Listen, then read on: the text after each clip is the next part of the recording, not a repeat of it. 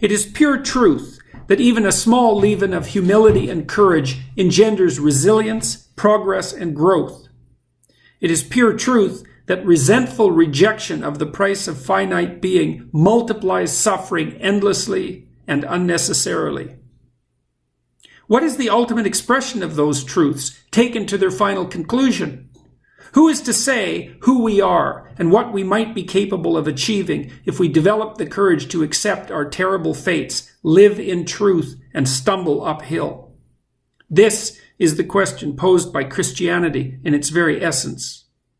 Would you put everything you have and everything you are on the line so that you could learn to conduct yourself in the best possible manner?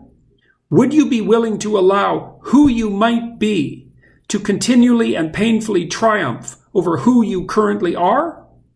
In the most ancient religious language, would you sacrifice what you love most to God to find out who and what you are? We are, in the final analysis, neither structure nor chaos. Each of us is instead best understood as a process, as a living, dynamic process, as the very process by which what we know so insufficiently, is transformed into what could yet be. That is the process by which our continued forward movement through life is constantly and inevitably dependent.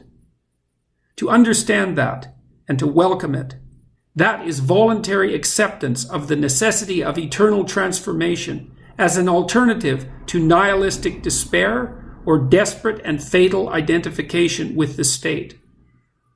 This is the idea enacted during the ceremony of the Christian Eucharist.